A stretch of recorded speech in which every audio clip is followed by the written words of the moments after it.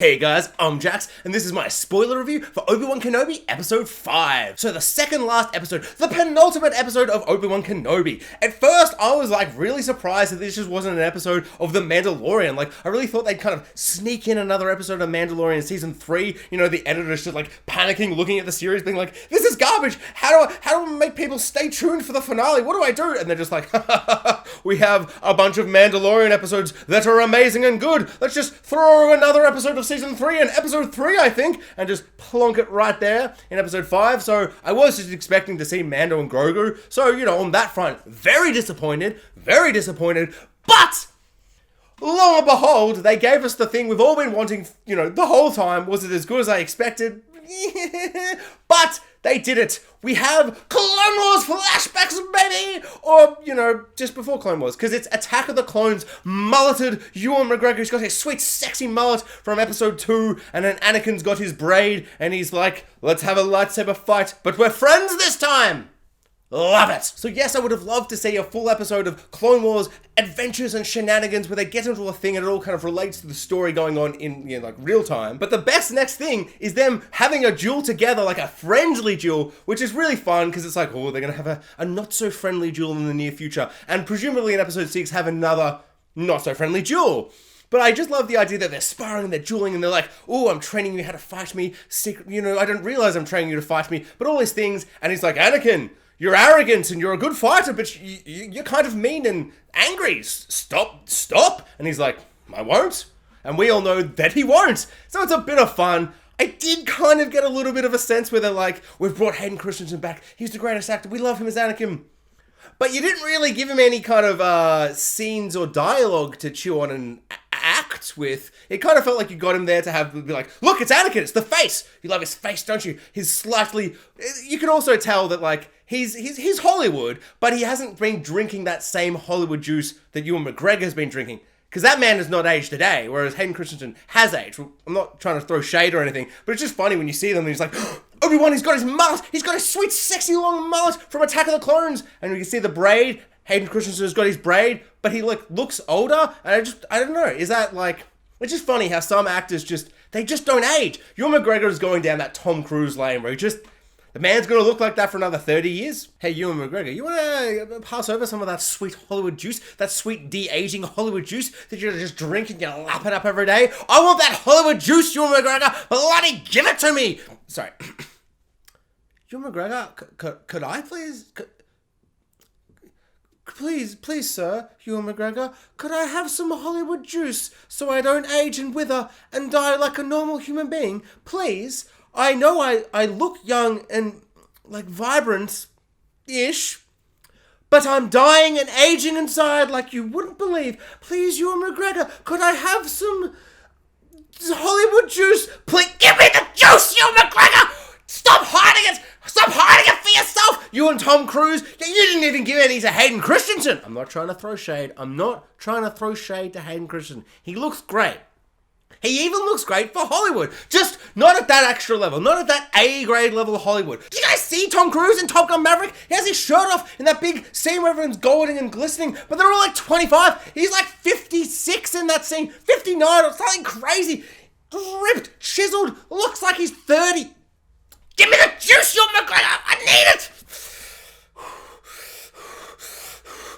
I'm not aging, I'm not dying, none of it. We're all gonna live forever, it's all fine. Guys, it's all fine. Am I mad there hasn't been Clone Wars flashbacks or before the Clone Wars flashback? Prequel flashbacks with Hayden Christensen and Ewan McGregor as Anakin and Obi-Wan together, smiling and being like, we're buddies, we're buddy friends. Am I kind of angry that they couldn't have just put, scenes of them together throughout the whole series? Am I incredibly disappointed they didn't make this Star Wars kind of new Disney continuity always use flashbacks via someone being in a back-to-tank having a memory flashback? Of course I'm disappointed by that. Back-to-tank flashbacks for every show, all day, every day.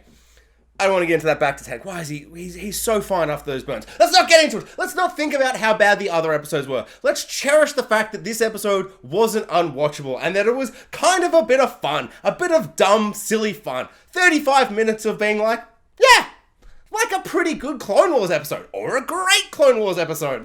Or if you really, really love Clone Wars, an okay Clone Wars episode. I guess it really just depends on where you are on that ladder of enjoying Clone Wars episodes. But overall, I don't know. I didn't hate this one. I feel like there aren't moments in this where I just go, wah, wah.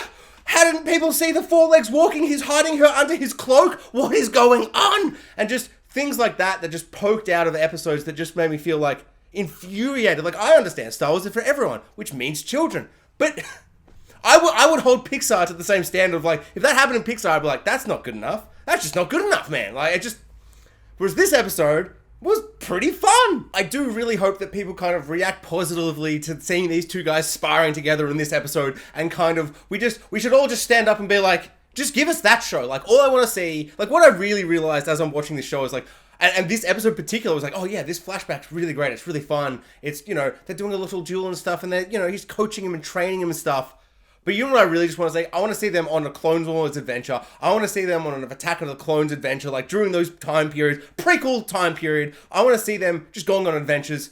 I essentially want to see live action Clone Wars, like, episodes. Like, that's what I want to say. If they just said Obi-Wan Kenobi Season 2 was just 6 Clone Wars episodes, but live action, nothing would make me more happy in this world. Like, I think I'd be a lot more forgiving of, like, bad dialogue and, like, sets that are just, like, another dusty, dirty, quarry-esque looking vista, like this episode, like this big showdown between Reva and Obi-Wan, where it's like The Last Jedi, but imagine a smaller door, a less epic, smaller door, and some kind of, brown-esque exterior things. And even The Last Jedi, I'm like, and wide shots, like on a big, nice TV. I'm really feeling that CGI, but it still looks beautiful and, like, visual, like, grand and epic. There's like a scope to it. Whereas this, I don't know, there's something about them using the volume, and maybe it's just like, now I know the trick, I'm seeing through the trick. It's like a magician being like, I did a trick, and you're like, how did you do the trick? And they're like, it's this, and you're like, huh, that's actually not that clever. Like, once you know what you're seeing, the illusion is kind of broken. So I think maybe the volume's just kind of broken for me, or my expectation for how grand and epic I could imagine what this show could be, it's kind of too far up. But also, and you could be like, but budget. It's Star Wars Disney. If Obi-Wan Star Wars TV series doesn't get all the budget, what the hell does? But who cares? It's a big brown area. But some of the dialogue and actions and, story this episode wasn't the worst. So, I guess story over visuals for this episode. Yay. Because we find out some sweet backstory origins of Reva, which is like, I was a youngling and I saw Anakin and he was all like, blue lightsaber, stabby stab. My biggest issue with the opening scene was like, it was so epic and grand, they're taking all the younglings through, but we didn't get that shot of Anakin being like, I'm your friend, it's me, Anakin, and then he turns the lightsaber on and then it cuts and it's like, Obi-Wan Kenobi. Like, that's how it would have started the first episode, just that little extra added on. So that exact moment, it's here, but it's used as kind of a reveal later on. And I still just feel like, with her reveal and everything, I like the story beat. I like Reva's arc in this episode for the most part. Like, at least something's going on with the character now. She's not just like, ooh, I want to be Grand Inquisitor, I'm evil. It's like, okay, no. There's nuance to it now. There's, like, things at play. Like, she's an actual character now, which is really, really great. But just from the direction standpoint, once again, we get flashbacks of Anakin. And he's standing over, he's got the cloak. And he's like, it's me from Attack of the Clones. I'm evil. But just the way it's framed and everything, I still just think there's something very lacking from the direction, but on a story, like, perspective, I like this quite a lot. It's like, cool, okay, so Reva's like, tortures the child, she's like, I've got to get back at Anakin. Obviously, the thing to do then would to be, a good guy, not an evil maniac that has presumably killed hundreds and hundreds of people to become the person who's next in line for Grand Inquisitor. She's literally become like a Sith in training. Like, you're gonna kill so many people to get to that position. So obviously, there's no redemption for her, and I really hope they don't try. They definitely will. Of course they will. But, sure, whatever. She should have definitely just turned to the light side and just helped the rebels and all that stuff. But no, she's like, I'll actually, I'll work for the bad guys. I'll be behind the scenes, and then when I get close to Vader, I'll try and kill him. Except she does have opportunities like that we even see in this series to kill Vader when he's totally wouldn't be expecting it. And then she's like, actually, I'll use Obi-Wan Kenobi. And it's like, oh, okay. Actually, this is all making sense. This is really cool. He's going to be looking at Obi-Wan Kenobi. Obi-Wan's going to be there. They're going to be having dialogue. And then she'll sneak up behind him and do a little backstabby, do a little Skyrim sneak where he's paying attention to something else and stab him in the back. And then she literally says she's going to do that. But then she's like, or I could stab him in the back now. when he's semi-distracted. And then, of course, he turns around and is like, what? I'm Darth Vader. Like, Reva, I could sense that. Like, you didn't want to wait for me to be properly distracted with Obi-Wan Kenobi? Or maybe a small circle of fire where I freak out and then you stab me? I don't know. I feel like her plan, like, as she says it, made sense. I'm like, issues. Oh, no, actually makes sense. And then when she actually goes to stab him, I'm like, Obi-Wan's not even here. He's not even fully 100% distracted. You've been so patient, Reva. You've seen him before. Like, why are you attacking him now? What are you doing, Reva? But who cares, because we finally get a good lightsaber fight. We finally get something that was fun, inventive, interesting, creative. Like, I have so many positive words for this fight. Like, Vader being like, I'm not even gonna, use my lightsaber. Like, you're just not even worth it. Like, this is the time you try and stab me in the back. And he's just dodging, using the Force, block him. A lot of fun. And then she's like, actually, I am an Inquisitor, which is from Rebels, and in Rebels, we have double lightsabers, and then they do the spinny helicopter thing, and she's like, boom, boom, boom, and he's like, whoa, okay. Oh, wait, I could just force stop that, and it slows it down, then he snaps it in half, and he's like, alright, you really want to do this? Let's do this. And he's fighting her, and then she takes his lightsaber off, and he's like, I'll just grab that lightsaber back, grabs it back, just a lot of fun, inventive stuff. I really appreciated that. Probably my favorite scene in the whole episode was when the ship's going off and it's all like, we're going away from here. Let's get out of Dodge, baby. And then Darth Vader's like, get your goddamn ass back here, baby. And he's like, baby, geez, that got oddly sexual. I apologize for that. I don't know where that's coming from.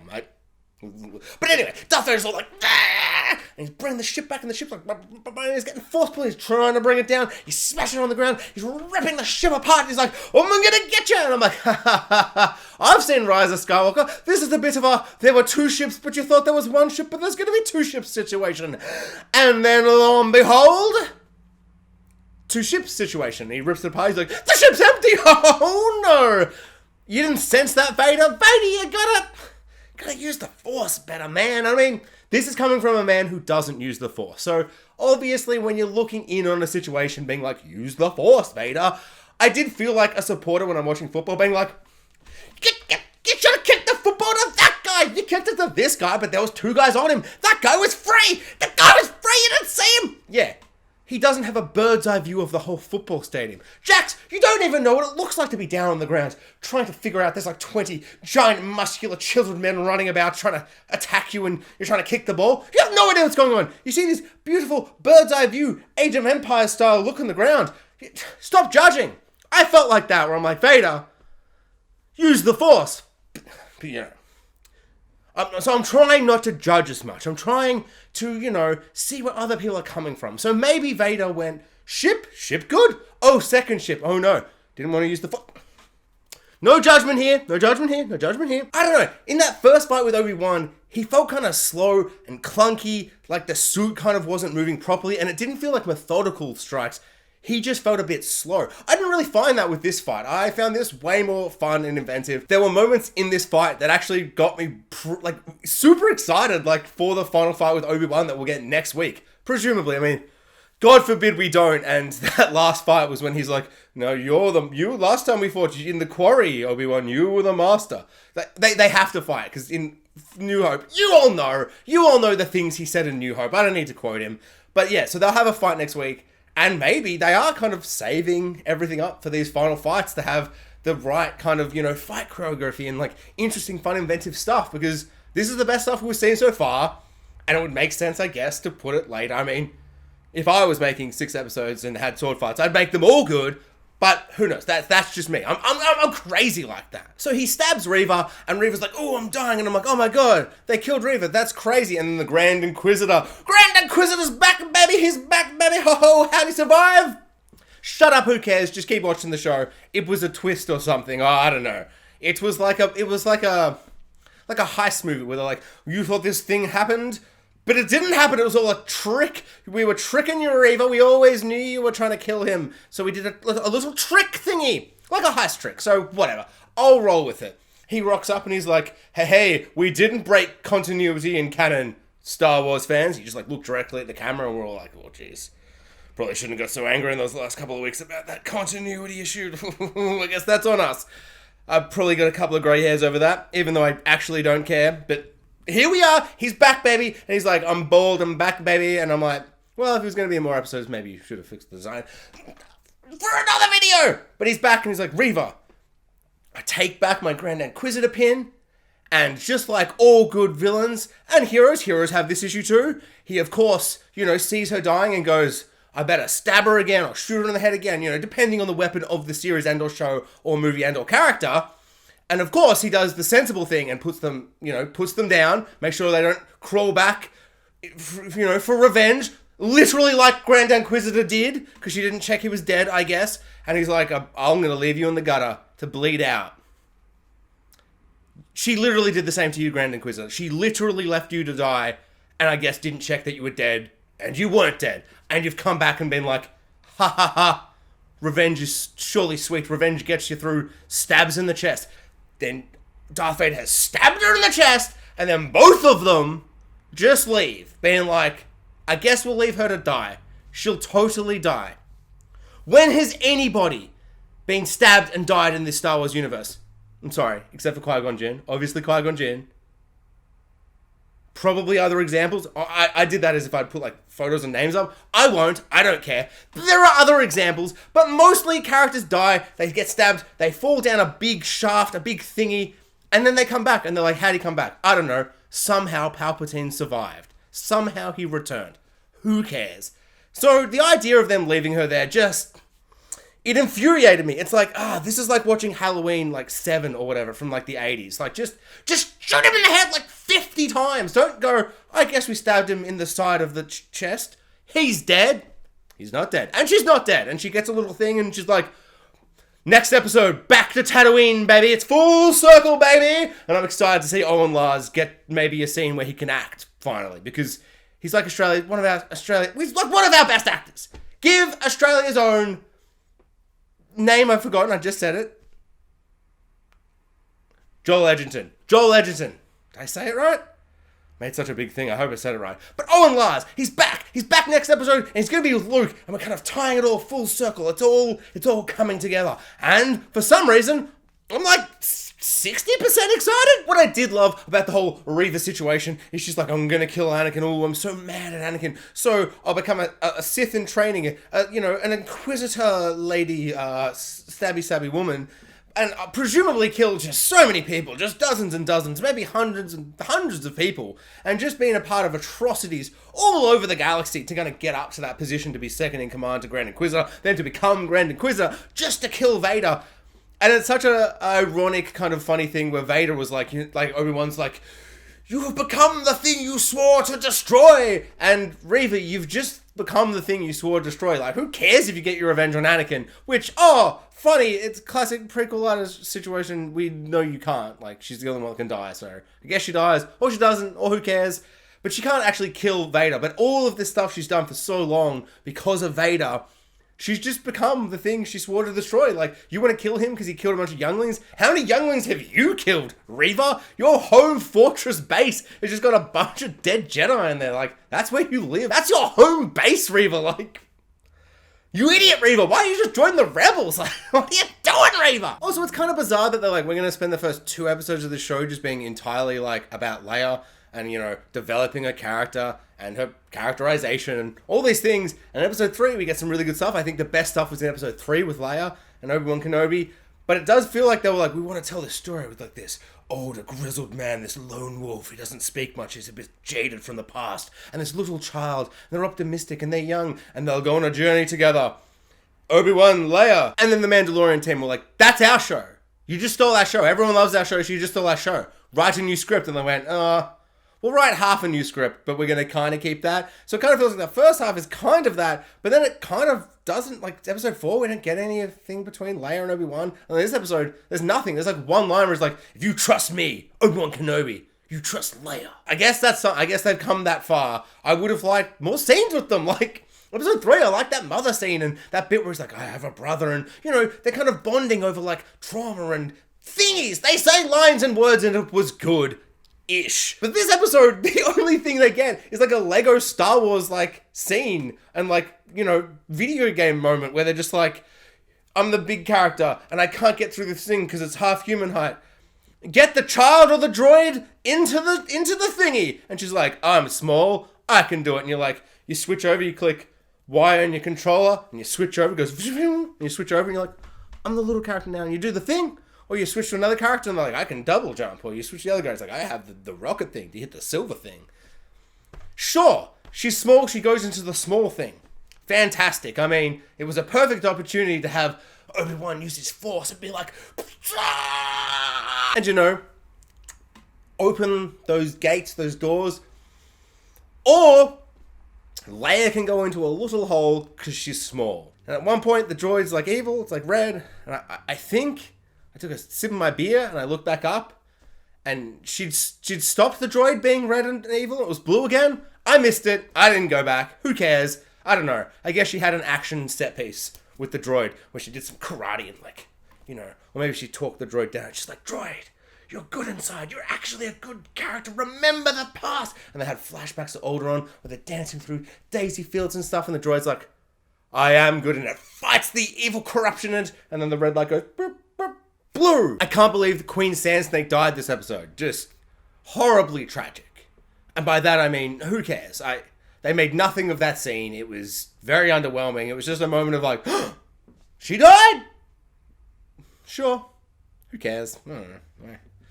She was an okay character. I think if you're going to have her killed, do it in a way that, I don't know, serves the story in a better, more interesting way. More shocking, more horrifying, more sacrificial, more emotional, I suppose, is kind of my, yeah. That's kind of what I want. I want to have that gut punch moment, like, this sounds really cruel, but like maybe do it in front of Leia. Leia seemed to have a kind of attachment with her, like at that end bit, she's like, where's Queen Sand Snake character? And he's like, oh, Leia. She dead. And there's not even like a proper beat to kind of sit with that moment. And this episode is very fast paced, which I do appreciate. But I think they kind of thought they'd built up a better character that you kind of were going to have more of an emotional gut punch. But maybe that's just me. Maybe I'm just dead and cold inside. Which I am, obviously, but you know, sometimes I feel things and I go, that's sad. If I could cry, I would, or I might. Thanks for watching, guys. Like, subscribe, hit the notification bell, and comment below. I would love to know what everyone thought of episode 5 of Obi-Wan Kenobi. Oh, Big Yay's best episode ever? Or you kind of like, what are you drinking? Jax, did you start drinking that Hollywood sweet juice? Have you lost your mind? This was the worst one. I would love to know everyone's issues with this episode, because for me, this is kind of like, at least on par with the worst of what I expected. And then those 4 episodes happened and I went, oh dear God, no! Oh no! But then this episode happened and I went, better! Not great, but good enough. Good enough.